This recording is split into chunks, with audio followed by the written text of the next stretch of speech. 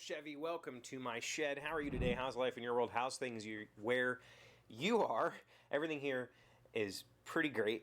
And I have something really cool and interesting to show you or tell you, but I can't. I'll do that tomorrow because yesterday's video, somebody left a comment that I want to talk about and I want to continue with because So it was Carl. If you don't know who Carl is, in 20 games, comments in a lot of my videos, Carl is a game designer, a script writer. He does a lot of creative tasks, and I think he has a lot of creative insight. And he asked me some questions yesterday based on my development talk about narrow gauge that are almost like the same questions you would ask a writer. And it really made me stop and think not only about that process, the game that I'm working on, but also about my writing process.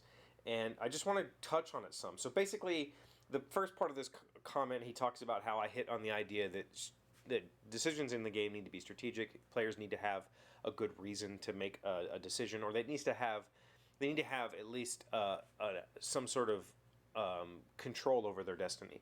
And so if it's completely random, that's not fun. And if the randomness is overburdening, then it becomes kind of like, what's the point, right?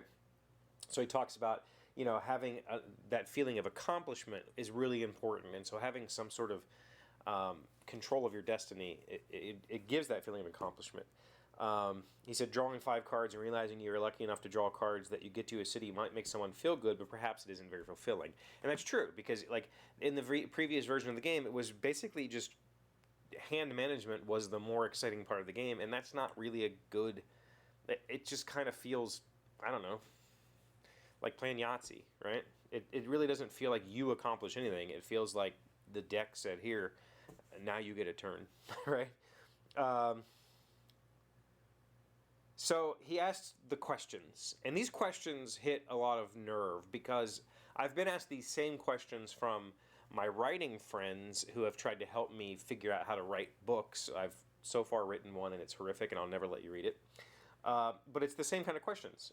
So his questions are, what is the player's role in the game? Are they supposed to be rail barons? Are they civil engineering firms? Are they rail companies trying to increase their value? Are their players' interests represented in a stock share mechanism? Why are the players the ones building the railroads? And this all goes to it leans towards the idea of, I'm not gonna speak for Carl like in his game design process, but these questions are the kind of questions that a person who approaches the design theme first asks. They go, all right, what is my goal here? I am the player. What am I doing? Am I the CEO of a company? All right, let's play that out. This game was not designed that way. This game was designed as a card-driven train game, period. You're playing a card, you're putting a train on a map. Your role in the game is that you are a player playing a game, right? Like, that's the role. But through the development process, that's how this all started. Through the development process, I introduced this market valuation, and it's completely separate from the train companies themselves. There are share certificates, you take those, but those share certificates are just a way to limit your choices in what companies you can build, because there's a select few number of them, right? And you get paid a small dividend based on whether you have the majority or not. But what really matters is making these commodity connections. So each city on the board has one of 4 different commodity types, and as you make connections, it will increase your personal valuation in those commodities, which ultimately means that you earn more money than your opponent. And so that got added as a sort of, what I should say is, so you're a player playing a game, and that's your role in this game, or at least it was in the beginning. But the way that the stock certificates and the payouts work, I modeled it off of, like a more of a real life ideal that, like, companies with fewer shares means that those shares are worth more, so you have to pay more for them, or maybe you earn more for them. The market commodities, they earn less and less as more connections are made, because now there's more buyers, meaning that the prices are dropping, not going up, not going the other way. So a lot of that was modeled on real life kind of market trends, and through that, the player started to become somebody. The player started to become a like an investor, an investment firm that's investing in these railroad companies. Like, I'll give you money if you build these rails because I want my commodities in these cities. And suddenly a story started to be told. And through the development of the game, that market has been gamified now to the point that it doesn't really make economic sense. The way the market works, it's kind of a tug of war. And in that, if I increase my market share, meaning that I get to increase what I make, it represents sort of a monopoly. But as soon as you start connecting to those cities, my monopoly starts to vanish, and I start to lose less and less until you start to gain. And so it's not really a very good judge or a very good representation of how markets actually work. So that has become more of a game mechanic and less of a story element. And so where we're sitting right now, the players are back to being players playing a game. And the reason that this is really kind of a hit home comment for me, one of those things that kind of makes me stop and go, what am I, why am I even trying, is it's the same thing when I'm writing stories. When I want to write a story, I have an idea, and that idea might be, something that's about the world building. It might be something about a quirky character. It might be something about a quirky object that's been lost to history but is refound. And then I try to write a story around that.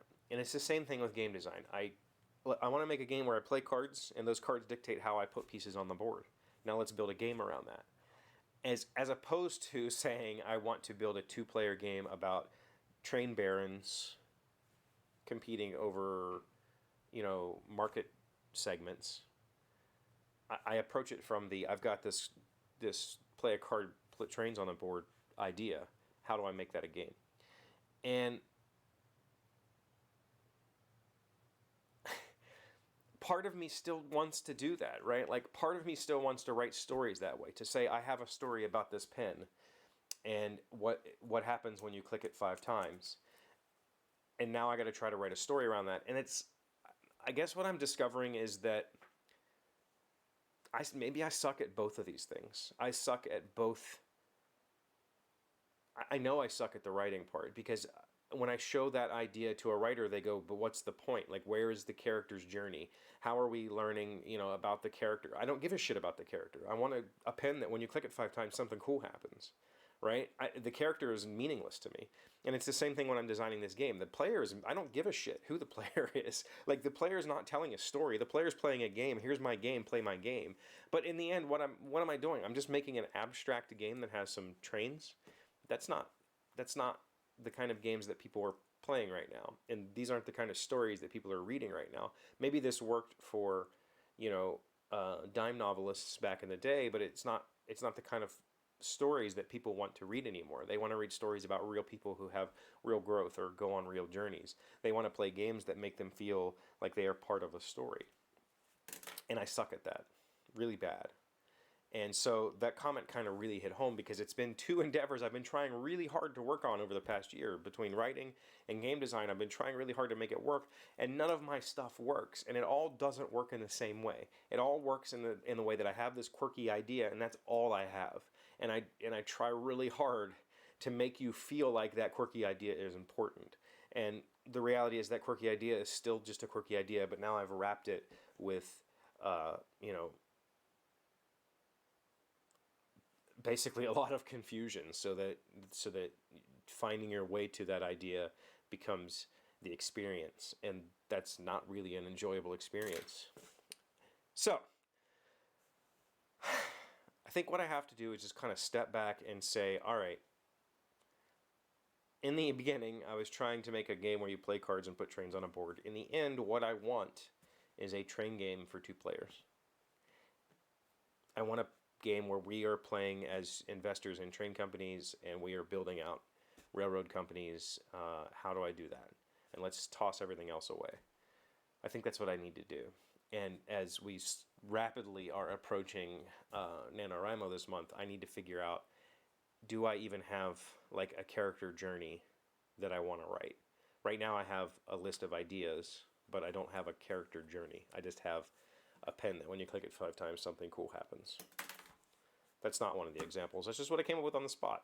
So, I don't know. I had to figure that out in my head. I still have to figure that out in my head. And I'm probably going to be spending quite a bit of time trying to figure out in my head, how do I change gears? How do I go from a cool idea to a full-fledged thing, whether it's a story or a game, and make the reader or the player feel engaged in that process? I don't know. I think what I need to do is start with the player or the main character and figure out how to, find those quirky moments along the way. That's a completely different approach that I've never attempted in anything. So, we'll see what happens. Thank you, Carl, for thought-provoking comments. I will tell you the cool, awesome thing tomorrow. Thank you for being here, as always. Thank you for liking, commenting, subscribing, being amazing friends, wonderful people. I really appreciate you, and I'll see you again tomorrow. Today's word you should know to sound smart is immure. It is a verb meaning to confine, imprison, or enclose behind walls. Whitney remained immured in her room as she pondered the itinerary for her luxury vacation to Italy. Immure. I-M-M-U-R-E. Now, I'm pretty sure I'm saying that word correctly. I have heard that word as immure forever. But the pronunciation key in here says immure, and that's definitely immure. No, that's not how I've heard that word pronounced. Immure is how I've always heard it. I know that word. Like, that's not one I'm just guessing at. Right?